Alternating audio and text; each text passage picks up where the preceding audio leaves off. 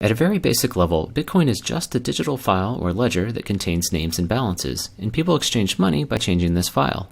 When Bob sells Carol a lawnmower for 5.2 Bitcoins, Bob's balance goes up by 5.2 and Carol's down by 5.2. There's no gold or government-issued money backing these numbers. Bob is only willing to trade his real-life lawnmower for a higher number in this digital file because he has faith that other people will also trust the system. So who maintains this ledger and makes sure no one cheats? One goal of Bitcoin is to avoid any centralized control, so every participant maintains their own copy of the ledger. One surprising consequence of this is that everyone can see everyone else's balances, although the real system only uses account numbers and not names, so there's some level of anonymity. If everyone maintains their own ledger, how are all the ledgers kept in sync as money is transferred? At a basic level, when you want to send money, you simply tell everyone else by broadcasting a message with your account number, the receivers, and the amount. Everyone across the entire world then updates their ledger. As a quick aside, I'm describing how Bitcoin works for power users, people who help maintain the system. You can also just use the system to send and receive money, though, without maintaining a ledger. If sending money is as simple as creating a message with some account numbers, what's to stop a thief, Alice, from spending Bob's money by using his account number? Like a pen and paper check, Bitcoin requires a kind of signature to prove that the sender is the real owner of an account, but is based on math rather than handwriting. When a new account number is created, it comes along with a private key mathematically linked to that account number. If you've heard of a Bitcoin wallet, these keys are what it holds and are what allow you to create signatures. To create a signature, a private key and the text from a transaction are fed into a special cryptographic function. Another function allows other people to check the signature, making sure it was created by the account owner and that it applies to that specific transaction. Unlike the handwritten version, these signatures can't be copied and reused in the future, as they're unique to each transaction. While the mathematical signatures prove who sent a transaction, they can't prove when it was sent, and this turns out to be problematic. In our traditional banking system, if Alice wrote 2 checks but only had enough money to cover one of them, the bank would pay the first person attempting to cash his check but refuse the second because Alice's account would be empty. So the order of these checks is critical because it determines who should get paid. Unfortunately, order is much harder to determine in Bitcoin, where instead of a single bank, there are individuals all over the world. Network delays might cause transactions to arrive in different orders in different places, and fraudsters could lie about timestamps. 2 recipients might both think their transaction is first and ship a product, effectively allowing Alice to spend money twice.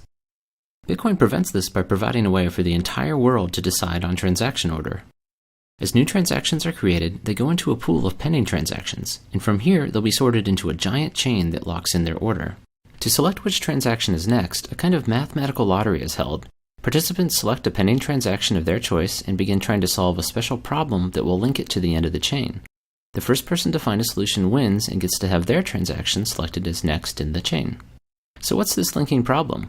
It's based on a special function called a cryptographic hash. As scary as this sounds, it just mixes up its inputs and spits out a number, but it's special because it's irreversible. There's no easy way to start with an output and then find an input that generates it other than by making lots of guesses. And this is literally what people are doing in Bitcoin, feeding this function random numbers until the output meets certain criteria.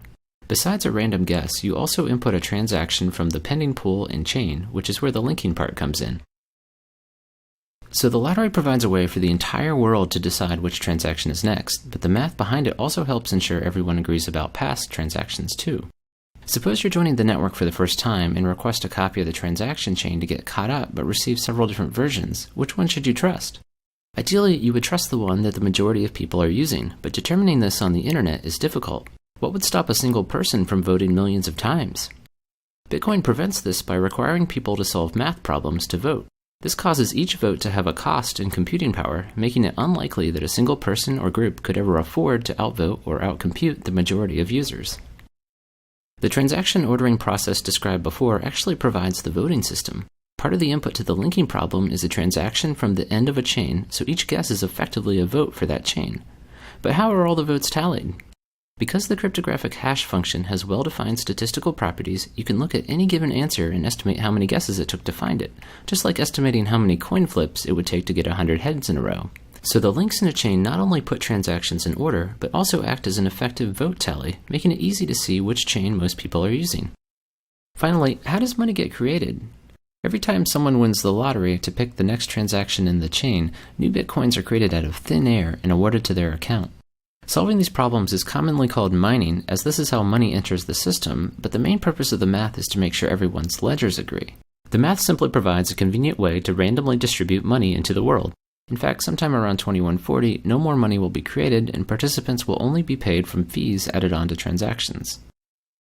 I hope this gives you a quick sense for how Bitcoin works. If you'd like a more detailed summary, check out my 22-minute video, How Bitcoin Works Under the Hood.